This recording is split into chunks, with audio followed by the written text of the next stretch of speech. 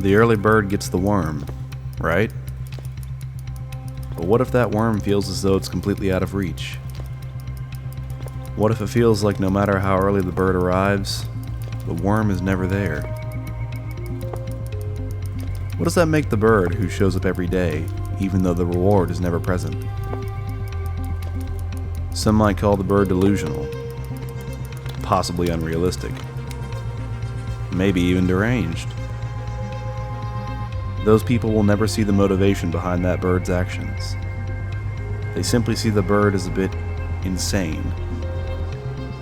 They may even tell the bird to simply stop showing up, to stop trying. But to the small few who actually believe in chasing after something they believe in, that bird is doing exactly what it should be. That small group of people who believe, they see the burning passion inside of the bird. They see the unrelenting desire to be something more than ordinary. They understand that the bird believes it was put on this earth to do one thing, and one thing only: to get that worm. To that small group of people, the bird is an inspiration. Carter Biese is that bird. Welcome to truth.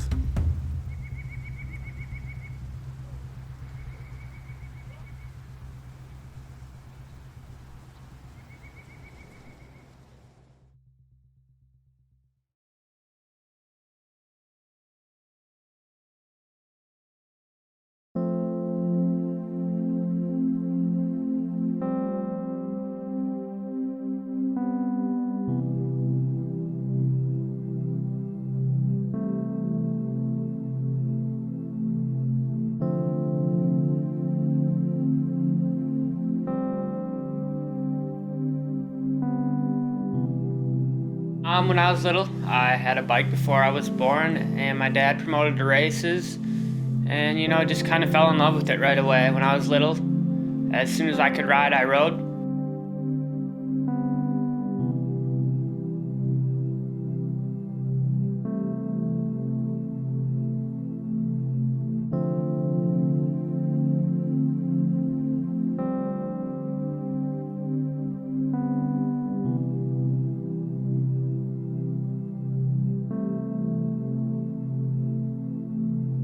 Every single time a pro race is on, I'm sitting at the TV watching it.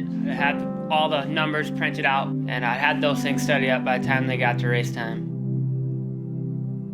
When he was 4 years old, we sat in the bleachers at Red Bud, and he could name every single 250F rider on a track. There was a guy sitting next to us, and I'm like, try to stump the kid, go ahead. And the guy was throwing out 3-digit numbers of guys that were racing for the first time ever. Carter was 4 years old, and he was naming them off.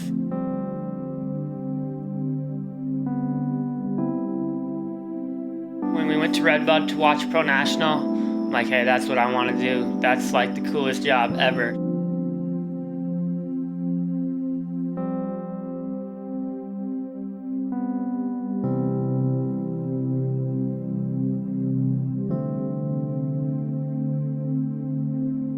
Once we started getting a little bit later on 50s, I started to do a little bit better and start to progress pretty fast. I won my regional, and since then we've been doing the national circuit, and it's gotten pretty serious.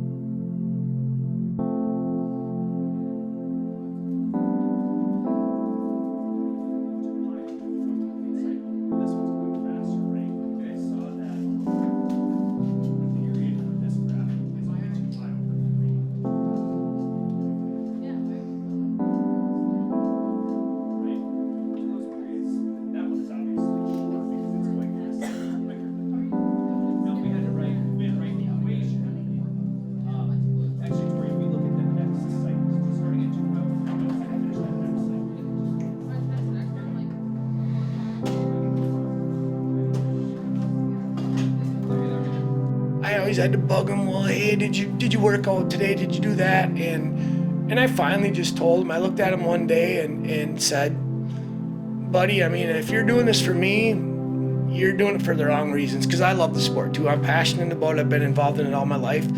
But I told him, I said, if you're doing it for me, this ain't gonna work. I said, you gotta do it for you.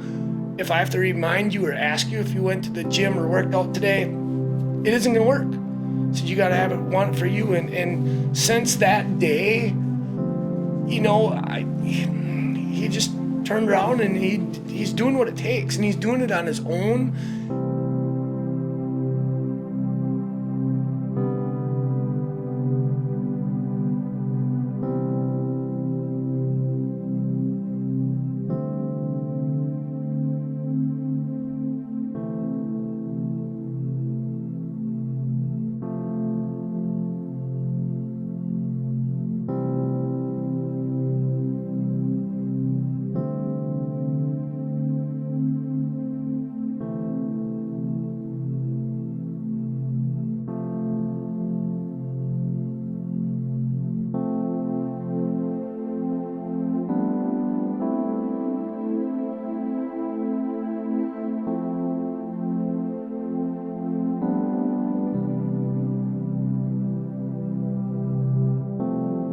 We went down to south of the border a couple of years ago to just see what it's all about, and on our way home we actually stopped at Club MX and just kind of fell in love with the place. You got some great tracks, the trainers are good, the people down there are awesome, they got a lot of talent to ride with, and they just ran a good program.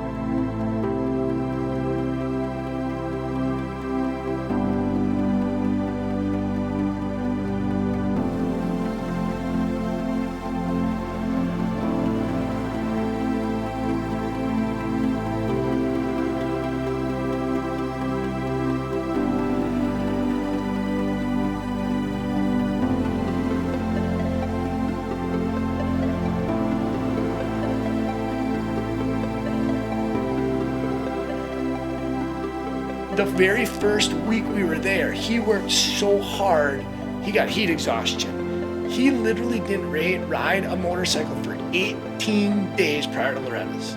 Never got on a motorcycle. Because he worked himself too hard the first week we were down there. And we got down there and luckily I had some early motos since my body really wasn't able to take the heat as well. One goal was a moto podium, and then the second goal was an overall podium, just to finally be on the podium. And I think it was the very, very first moto of the week, he got a podium. He got a third. And I looked at him when he came off the track, I said, all right. I said, one down.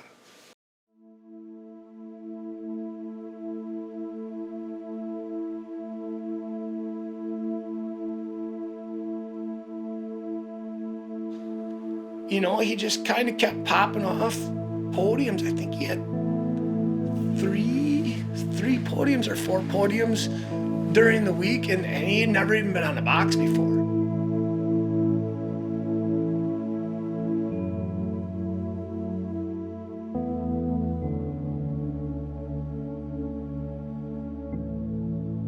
And then we went into the final moto with, I think we had a 6-point lead. And I knew, honestly, I knew he was going to ride stiff. I knew he was. There's no way he couldn't. You know, we'd never been in that situation before. So we finally went to the gate for the last moto, and I watched the gate drop, and I watched the first lap, and he came around in third, and he actually looked really good, and I'm thinking, all right, we got this, because the guy that was right behind us was way back. And then, just as soon as I thought he got this, he all of a sudden, boom, went back a spot, went back another spot, and all of a sudden another rider that was getting closer to us. He kept moving forward and forward. I literally watched the first lap of that race and never saw another thing in that entire moto. I paced the hill behind the finish line the whole entire time. And I saw one of my friends who was an AMA referee, and I screamed to him like, "Mike, we're gonna win this thing." And he looked at me, he's like, "Are you serious?" I'm like, "Dude, I can't watch." It went from a 10-point lead at one point in time, and it went down and down. It got down to 1 point, and I'm like, "Oh my God, one more pass and we're gonna lose this thing." And all of a sudden, the kid that was 1 point behind us made a mistake and went down, and all of a sudden the gap just went huge. And it's all I could think of for the last 3 laps was, please stay on 2 wheels. That's all I could think about. It was so incredible. I can't even really explain it. And he came across the finish line. I saw him go out of sight on the Red Bull sweeper, and all I could think is just stay on 2 wheels. And he came across the finish line, and it was surreal. And we won Loretta's.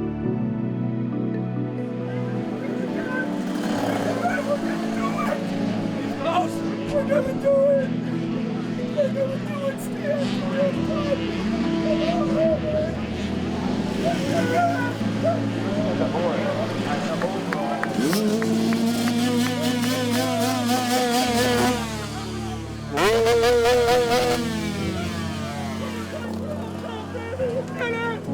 You did it! You had a heart attack. Yes!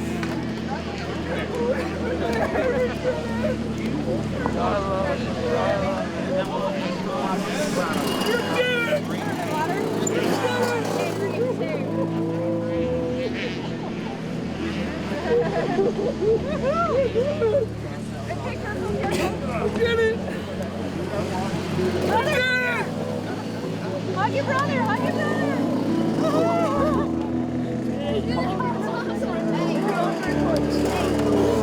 We did it! We won the run!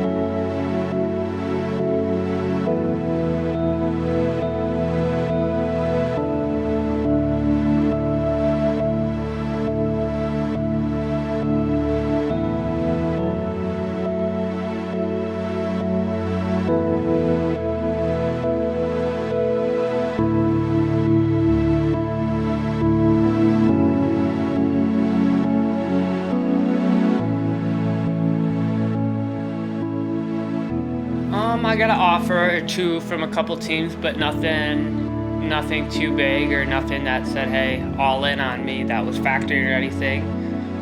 I didn't dominate Loretta's, so it's not like they were all looking at me, but I definitely put myself on the radar.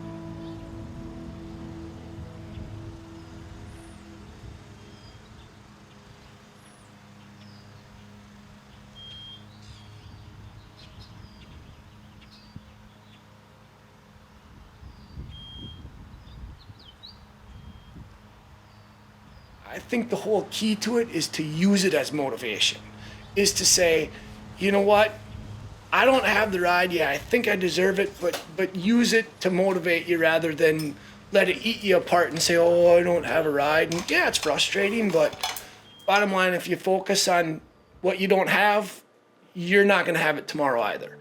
If you want to focus on what you want and work towards it, that's the whole key. You know, I totally believe in the power of positive thought. There's no question about it.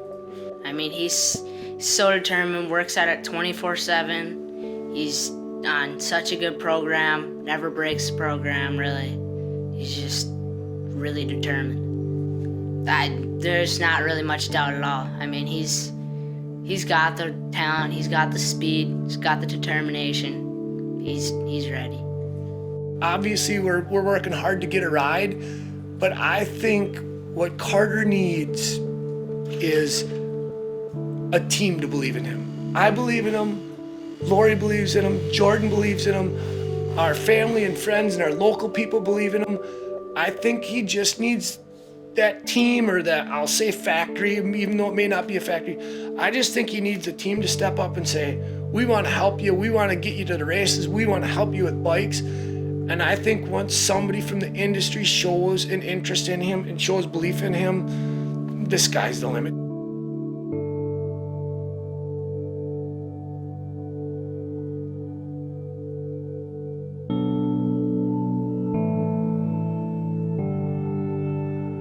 You know, this sport has been a part of my life forever, and I'm living my dreams through my kids. It's crazy. I mean, they've gone so much further in this sport than I ever thought I could.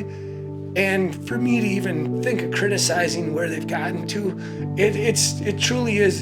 And I don't mean to live facetiously through my kids or through them, but I do, man. I'm living the dream with them. I wish we had a little bit more money so the stress of affording it all wasn't there, but I mean, I'm there on the motorcycle with them, you know, and only I'm behind them, of course. You know, make the most of every situation I've handed, no matter if it's I get a factory ride or if I don't. Make the best of everything, and hopefully at the end, you know, be successful at it.